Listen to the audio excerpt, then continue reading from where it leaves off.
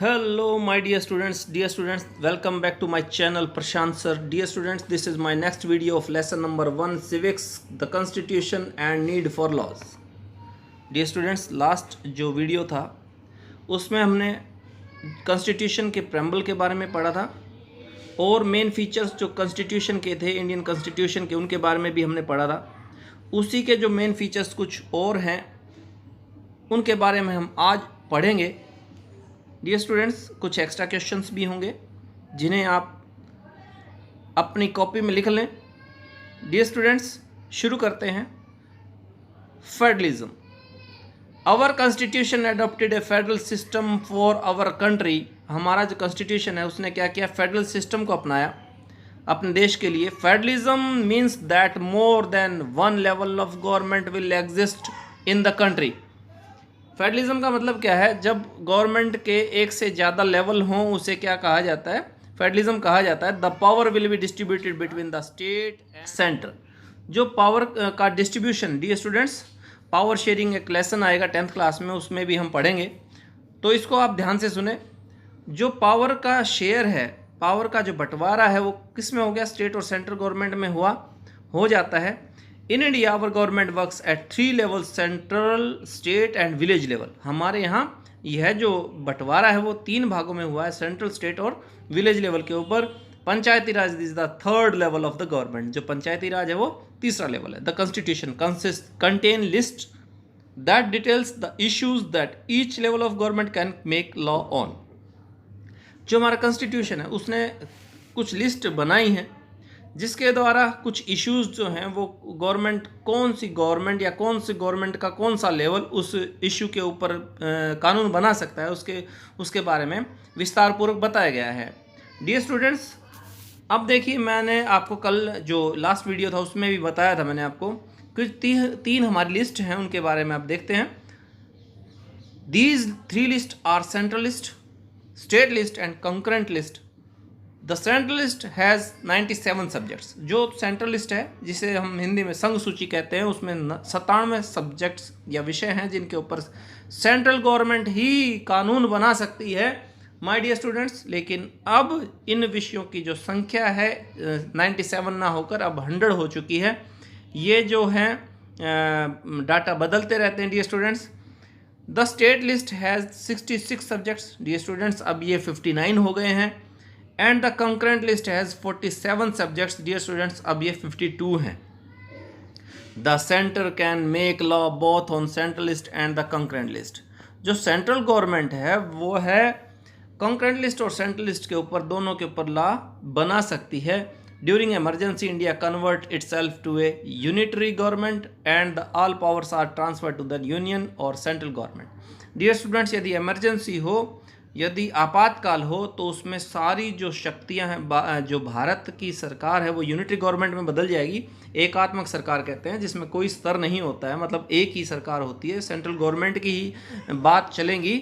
Dear students, उसी की बात मानी जाएंगी। All the powers are transfer to union और सेंट्रल गवर्नमेंट। सारी पावर्स किसके ट्रांसफर हो जाएंगी?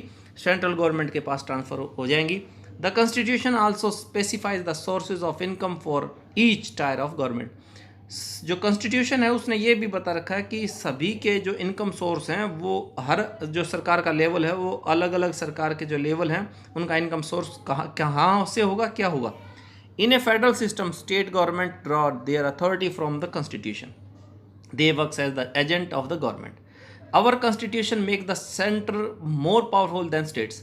हमारी जो कॉन्स्टिट्यूशन है उसने सेंटर को स्टेट से ज़्यादा पावरफुल बनाया है। This is because of the constitution of and needs for law. क्योंकि हमें कॉन्स्टिट्यूशन की क्यों ज़रूरत है और कानून की क्यों ज़रूरत है, इस कारण। इसके कारण क्या है देखते हैं। To make India stronger and united. पहली बात तो क्या है? हम भारत को ताकतवर बनाना और एक बनाना। It was necessary to make the centre more powerful. इसके कारण क्या था? ताकि जो सेंट्रल गवर्नमेंट है वो पावरफुल होगी तभी हमारा जो देश है वो स्ट्रॉन्गर और यूनाइटेड होगा। इसलिए सेंट्रल गवर्नमेंट को पावरफुल बनाया गया है। The framers of Indian constitution were in favour of a strong centre based institution. Dear students, ये फार्मर नहीं है, ये फ्रेमर्स है डियर स्टूडेंट्स, जो भारत के संविधान निर्माता थे वो लोग क्या चाहते थे, आप ये +2 हिस्ट्री में भी पढ़ सकते हैं। वो चाहते थे कि जो हमारा सरकार है वह सेंट्रल गवर्नमेंट ही ताकतवर होनी चाहिए। हमारा जो इंस्टीट्यूशन है वो सेंट्रल गवर्नमेंट ही ताकतवर चाहते थे। It was also necessary to stop the state or any part of India to break its ties from the Indian Federation.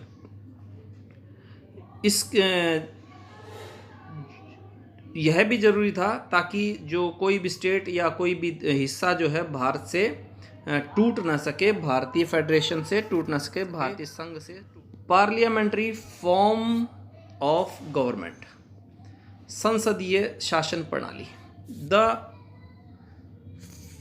framers of Indian Constitution were in favor of adopting a parliamentary system of government. In a parliamentary system, जो हमारे संविधान निर्माता थे वो चाहते थे, उसके favour में थे। वो चाहते थे कि हम पार्लियामेंट्री सिस्टम को अपनाएं।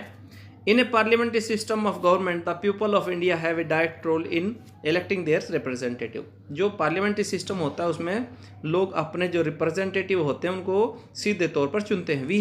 We have adopted universal adult franchise. हमने सार्वभौमिक मताधिकार को अपनाया। Universal adult franchise means that every adult citizen of the country have the right to vote in elections. Universal adult franchise का मतलब क्या है? हर प्रत्येक जो अडल्ट व्यक्ति है, मतलब 18 वर्ष से ऊपर जो व्यक्ति है, सिटीजन है, भारत का नागरिक है, उसे वोट देने का अधिकार हो इलेक्शंस में, to choose their representative without any kind of discrimination, बिना भेदभाव के अपने रिप्रेजेंटेटिव चुन सके।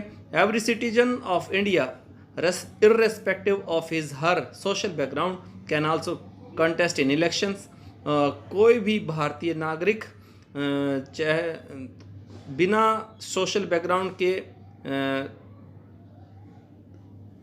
कैन आल्सो इलेक्शन लड़ सकते हैं, उसका सोशल बैकग्राउंड कैसा भी हो। The representative elected by them are responsible for them to them. The जो प्रतिनिधि हैं जो इलेक्टेड मतलब चुने जाते हैं वो जनता के प्रति उत्तरदायी होते हैं। डियर स्टूडेंट्स, ये जो पिक है उसमें आपको दिखाई दे रहा है, ये पहले बैलेट पेपर या वोटिंग लिस्ट है वैसे ये, और ये आपका वोटिंग कार्ड है। लेकिन डियर स्टूडेंट्स, अब ईवीएम मशीन से वोटिंग होनी शुरू हो गई है, पहले बैलेट पेपर से होती थी। डियर स्टूडेंट्स, आज के लिए इतना ही। Wait for my next video. Thank you.